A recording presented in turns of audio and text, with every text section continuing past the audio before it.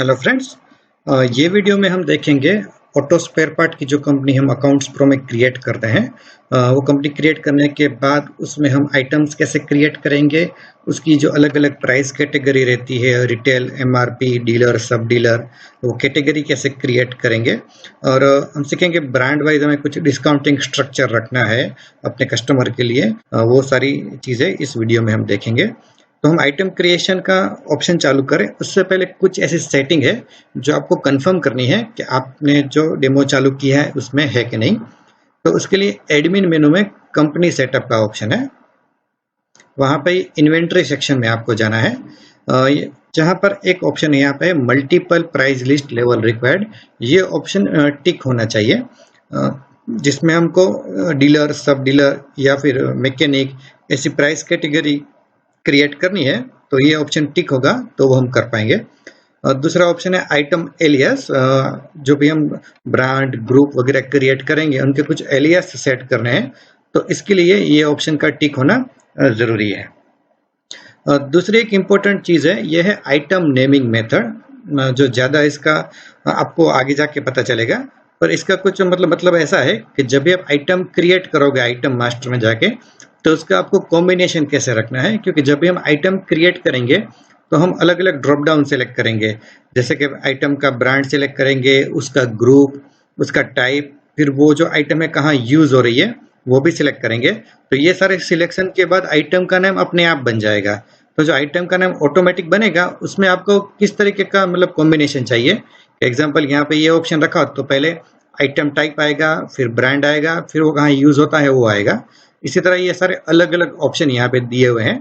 तो जब भी आप ये सॉफ्टवेयर का इस्तेमाल करते हैं तो आप अपने हिसाब से यहाँ पे सेट कर सकते हैं। कंपनी सेटअप में ये चीज़ सेव करने के बाद दूसरा एक ऑप्शन अकाउंट सेक्शन में है, वो है agent detail and agent commission. वो यहाँ पे आपको टिक होना जरूरी है, क्योंकि आप ऑटो स्पेयर पार्ट बिजनेस में हम ज़्यादातर मैकेनिक लोगों के साथ काम करते हैं। तो कई किस्सों में ऐसा होता है कि उनके द्वारा जो सेल होता है तो हमें उनको कमीशन पे करना पड़ता है। तो ये ऑप्शन एक्टिवेट करने के बाद आप जैसे ही सेल्स बिल बनाओगे और सेल्स बिल में आप एजेंट का या मैकेनिक का नाम सिलेक्ट करोगे, तो उनके अकाउंट में उनका जो भी कमीशन का परसेंटेज होगा अलग अलग आइटम वाइज, वो उनके अकाउंट में अपने आप सेव हो जाएगा। और कभी भी आप उनका हिसाब निकालोगे तो उनका लेजर रेडी हो जाएगा। Okay fine. ये ऑप्शन करने के बाद हम पहला काम करेंगे, हम प्राइस लिस्ट के टाइप क्रिएट कर लेंगे ताकि जब हम आइटम बनाएं तो वो प्राइस लिस्ट हमको वहाँ पे दिखे। तो इसके लिए आपको इन्वेंट्री मेनू में जाना है, वहाँ पे प्राइस लिस्ट का ऑप्शन है और वहाँ पे है टाइप मास्टर। अभी आप यहाँ पे जाओगे तो बाय डिफॉल्ट एक ही टाइप दिख रहा है, रिटेल रेट। अभी यहाँ पे मुझे नया टाइप क्रिएट करना है तो यहाँ पे एक न्यू का ऑप्शन में गया, यहाँ पे नाम दे दिया डीलर। ये शॉर्ट इंडेक्स मतलब इसकी प्रायोरिटी, अगर इसका जो इंडेक्स हमें रिटेल से पहले चाहिए तो इसका इंडेक्स हमको उससे लो सेट करना है। फिर यहाँ पे एक ऑप्शन है डिस्काउंट ऑन एमआरपी। जैसे कि हमारे जितने भी डीलर बनेंगे बराबर, तो उनको हम जो भी भाव देंगे वो एमआरपी को डिस्काउंट सेट करना है, तो यहाँ पे यस करना है। और यहाँ पे डिफॉल्ट डिस्काउंट परसेंटेज, जब मान लो यहाँ पे मैंने 10% दे दिया, तो मानो कोई सी आइटम का एमआरपी 100 रुपीज़ है तो 10% होकर उसको वो 90 रुपीज़ में जाएगा। फिर यहाँ पे शो एज डिस्काउंट अमाउंट, मतलब ये जो भी मैंने अभी एग्जांपल दिया 10 रुपीज़ का, उसको डिस्काउंट अमाउंट में अलग से दिखाना है तो यहाँ पे यस करना है, या फिर मेन रेट में ही उसको चेंज करना है तो यहाँ पे नो करना है। फिर यहाँ पे दूसरा और एक ऑप्शन है item brand wise specific discount. ये हमने जो 10% दिया वो हमने जेनरिक कर दिया कि आइटम मास्टर में जितनी भी आइटम बनेगी सबके ऊपर 10% लगेगा। पर मान लीजिए ऐसा है कि आपके कोई एक ब्रांड, एग्जांपल हीरो, जिसके ऊपर आप मतलब कि 12% देना चाहते हो, तो यहाँ पे मैं नया ब्रांड यहाँ से क्रिएट करूंगा F3 करके, मान लीजिए हीरो, इसका एलियस एच कर दिया। तो यहाँ पे मैंने कर दिया कि चलो मुझे इसके ऊपर एग्जांपल 12% डिस्काउंट देना है। अब दूसरा मैंने यहाँ F3 करके बना दिया, मान लीजिए माइको, इसके ऊपर मान लो मुझे 15% डिस्काउंट देना है। तो डीलर कैटेगरी में हम जितने भी लेजर बनाएंगे और वो आइटम अगर हीरो की होगी तो उसको 12% डिस्काउंट मिलेगा एमआरपी के ऊपर, और इसमें 15%। तो यहाँ पे आप इस तरह क्रिएट कर सकते हो। फिर यहाँ पे मैं रिटेल में जाऊंगा। अभी रिटेल में जाएंगे तो अभी यहाँ पे ऐसा कुछ सेटिंग नहीं है, तो यहाँ पे मैं यस करता हूँ कि चलो मेरे रिटेल वाले जो कस्टमर है उनको मुझे 5% डिस्काउंट देना है, और अगर हीरो की आइटम हो तो 5, इसमें मतलब 6। तो इस तरह मैं अपनी जो प्राइस कैटेगरी क्रिएट करके उसमें ब्रांड वाइज डिस्काउंट भी सेट कर सकता हूँ। अभी हम नेक्स्ट सीक्वेंस करेंगे आइटम को क्रिएट करना है। इसके लिए मैं आइटम के सेक्शन में जाऊंगा। यहाँ पे अभी नो रिकॉर्ड्स आ रहे हैं, मतलब इसमें कोई भी आइटम हमें क्रिएट नहीं है, अभी नया बनाना है, तो यहाँ पे मैं न्यू करूंगा। अभी यहाँ पे मुझे पहले वो आइटम ग्रुप पूछ रहा है कि अभी जो आइटम मैं बनाने जा रहा हूँ कौन से ग्रुप की है। ये ग्रुप का डेफिनेशन आप अपने तरीके से कर सकते हो। जैसे कि आप 2 व्हीलर 3 व्हीलर 4 व्हीलर सब में काम करते हो तो यहाँ दिखा सकते हो कि ये 2 व्हीलर का ग्रुप, 3 व्हीलर का, या फिर और भी आपकी रिक्वायरमेंट के अनुसार ग्रुपिंग कर सकते हो। अभी मान लो कि यहाँ पे मैं 2W 2 व्हीलर लिखता हूँ, इसका एलियास डालिए 2W। इसका बाय डिफॉल्ट टेक्स्ट कैटेगरी क्यों है तो यहाँ पे सेट कर सकते हैं। फिर आइटम टाइप, जो हम आइटम क्रिएट करने जा रहे हैं वो क्या है। एग्जांपल मान लो अभी हम एक आइटम लेते हैं हेडलाइट, तो अभी हेडलाइट यहाँ लिस्ट में नहीं है तो मैं F3 करके ये बना देता हूँ हेडलाइट। उसका एलियास बन गया HL, हम चाहे तो इसको चेंज भी कर सकते हैं। उसका टेक्स्ट कैटेगरी बाय डिफॉल्ट क्या रहेगा हेडलाइट में, उसका HSN कोड और उसका यूनिट।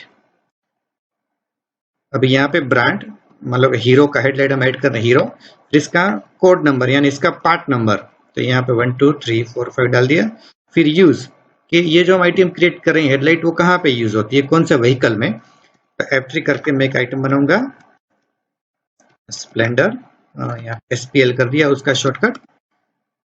तो दूसरा मान लो बना देता हूँ पैशन, इसका एलियास कर दिया। अभी जैसे मैं आइटम नेम में आऊंगा तो आइटम नेम अपने आप बन गया। मतलब हमने जो आइटम नेमिंग मेथड का कॉम्बिनेशन सेट किया था कि हेडलाइट पहले आइटम टाइप आ गया, फिर यूजिन आ गया, फिर यहाँ पे उसका ब्रांड आ गया और पार्ट नंबर आ गया। अभी यहाँ से एंटर करेंगे तो इसका प्रिंट नेम आ गया, प्रिंट में क्या नाम रखना है, और इसका यहाँ पे एलियास आ गया शॉर्टकट नेम SPL, माने कि हमारा स्प्लेंडर का जो था आ गया, कौन सा व्हीकल में यूज होता है। और इसी तरह पैशन का भी यहाँ पे आ गया, पार्ट नंबर भी आ गया। फिर आइटम के बारे में कुछ रिमार्क्स लिखना है तो वो भी लिख सकते हैं। और जब भी आप सेल बिल बनाओगे या परचेस करोगे तो ये जितने भी options item name, print name, alias, ये सब से आप सर्च कर सकते हो वहां पे। इसका टेक्स्ट कैटेगरी, इसका HSN कोड, फिर यहाँ पे इसका बार कोड सीरियल। कई कंपनी में रेडीमेड बार कोड्स आते हैं कंपनी के 8 डिजिट के या 13 डिजिट के, तो बार कोड नंबर आप यहाँ पे डाल देते हो और बिल बनाने के टाइम आपके पास बार कोड स्कैनर अगर अवेलेबल है तो वो डायरेक्ट आप स्कैन करोगे तो आइटम डिटेक्ट हो जाएगी। यहाँ पे मैंने एक टेम्पररी एक सीरियल नंबर डाल दिया यहाँ पे, तो जब भी मैं बिल बनाऊंगा तो ये स्कैन करूंगा तो ये आइटम अपने आप डिटेक्ट हो जाएगी। यहाँ पे स्टोर लोकेशन, जैसे हम अपने मतलब शॉप में अलग अलग रैक रखते हैं तो उसका हम यहाँ पे कोड नंबर दे सकते हैं। मान लो कि ये जो आइटम है मेरा A5 करके मेरा रैक है तो वहां पे मैं रखता हूँ, तो मैं F3 करके यहाँ पे इसका A5 का नाम बना दिया, स्टोर लोकेशन आ गया F5। फिर इसका मेजरमेंट यूनिट, इसकी गिनती हम कैसे करते हैं, नया यूनिट बनाना है तो F3 से आप बना सकते हो। फिर यहाँ पे इसका मिनिमम स्टॉक हमको हमारे शॉप में कितना चाहिए, मान लो कि हमने डाल दिया 3, तो अगर 3 या उससे नीचे जाएगा तो इसका रीऑर्डर का अलग रिपोर्ट बन जाएगा। फिर मैक्सिमम स्टॉक, मैक्सिमम हमारे पास मान लो 20 होने चाहिए, तो मैक्सिमम का यूज आपका ऑटोमेटिक ऑर्डर जनरेट के टाइम होगा। अगर मान लो इसका मिनिमम स्टॉक 2 हो गया है, मैक्सिमम आपने 20 रखा है, तो अगर आप ऑटो ऑर्डर के ऑप्शन में जाओगे तो 20 - 2 का 18 का वो क्वांटिटी अपने आप सेट कर देगा। फिर वहां चाहो तो आप चेंज कर सकते हो। फिर यहाँ पे इसका मंथली सेल क्वांटिटी क्या है, इसका यूज स्लो मूविंग आइटम या फास्ट मूविंग आइटम के लिए हम बाद में कर सकते हैं। फिर यहाँ पे सेल्समैन का कमीशन, कि जब भी ये आइटम सेल होगी तो हम जो सेल्समैन को कमीशन देंगे उसका परसेंटेज या अमाउंट तय करना है तो यहाँ पे कर सकते हैं। मतलब percentage of basic amount, percentage of basic minus discount, या percentage of net amount. Applicable नहीं करना तो not applicable. Price category difference, मान लो कि डीलर का भाव अलग है, रिटेल का अलग है, तो उन दोनों का डिफरेंस होगा, उसके अनुसार तय होगा। या फिर क्वांटिटी बेस पे, जितना क्वांटिटी बिकता है उसके ऊपर पर अमाउंट तय करना है। अभी मान लीजिए पर इसका मैं मान लो कि 2% कर देता हूँ, कि जो भी इसका नेट अमाउंट होगा उसका 2% उसको जाएगा। अभी यहाँ पे उसका प्राइसिंग डिटेल, अभी यहाँ पे हमको 3 प्राइस आ गई, डीलर, रिटेल और MRP, क्योंकि हमने इसका कैटेगरी क्रिएट किया था। अगर क्रिएट ना करते तो सिर्फ रिटेल और MRP आता। अभी जैसे कि हम यहाँ पे ऐसा ऑप्शन सोच रहे हैं कि हमको MRP के ऊपर ही काम करना है, जिसकी उसकी MRP रहेगी उसके ऊपर ही डीलर या रिटेल के रेट आ जाएंगे, क्योंकि हमने जो प्राइस टाइप का जो मास्टर बनाया वहां पे भी सेट कर दिया है। तभी यहाँ पे सिर्फ हम MRP लिखेंगे, मान लो कि 250 का MRP। अभी MRP हमने लिख दिया, तो अभी जब भी डीलर का बिल बनेगा तो उसमें हमने जो हीरो के लिए जो परसेंटेज तय किए हैं वो अपने आप उसमें से डिडक्ट हो जाएंगे और उसको वही भाव में बिलिंग होगा। यहाँ पे आप देख सकते हैं, दोबारा मैं दिखा दूं, प्राइस लिस्ट, यहाँ पे टाइप मास्टर, जैसे हम डीलर में गए तो हीरो के लिए हमने डिस्काउंट परसेंटेज 12% रखा है। तो जब भी डीलर कैटेगरी का बिल बनेगा तो 250 में से 12% डिडक्ट होके उसका बिल बनेगा। नेक्स्ट ऑप्शन है आइटम इमेजेस, कि हमको ये जो आइटम है उसकी इमेजेस अपडेट करनी है तो हम यहाँ पे कर सकते हैं, और ये ऑटो स्पेयर पार्ट के लिए बहुत ही यूजफुल चीज़ हो सकती है। कई बार हमारे जो गुड्स रहते हैं बहुत ही, मतलब मेन काउंटर से बहुत दूर हम उसको रखते हैं, कस्टमर आता है उसको लाने के लिए बहुत समय जाता है, तो उसकी जगह हम कस्टमर को सिस्टम में फोटोग्राफ दिखा सकते हैं कि आपको यही चीज़ चाहिए, तो फिर हम उसको रेक में से निकालें। तो यहाँ पे ऐड करके आप वेब कैमरे के द्वारा या कंप्यूटर में फाइल पढ़िए तो उससे इसको यहाँ पे सेव कर सकते हैं। नेक्स्ट है ओपनिंग स्टॉक, ये आइटम का ओपनिंग स्टॉक अभी आपको इंसर्ट करना है तो यहाँ पे आपको यस करना है। और नेक्स्ट है इज एक्टिव, करंटली ये आइटम का सेलिंग चालू है तो यस करना है। इन फ्यूचर कभी हमारा काम बंद हो गया तो यहाँ पे इज एक्टिव में नो कर देना है, ताकि गलती से इसका बिल न बन जाए और बिल बनाने के समय हमको ये लिस्ट में ना दिखे। तो आपको अभी समझ में आ गया होगा कि इसी तरह हम अपनी सारी आइटम क्रिएट कर सकते हैं, जो भी आपके एसेंशियल डिटेल्स आप यहाँ पे भर सकते हो, अलग अलग प्राइस कैटेगरी भी दे सकते हो यहाँ पे। सो फ्रेंड्स, आई होप आपको ये वीडियो अच्छा लगा होगा। आपके कोई भी सजेशंस या फीडबैक हो तो आप हमें नीचे कमेंट बॉक्स में शेयर कर सकते हैं, या तो फिर हमारा ये मोबाइल नंबर यहाँ पे अवेलेबल है, यहाँ पे फ़ोन करे पे भी आप हमें हमारे सजेशन बता सकते हैं।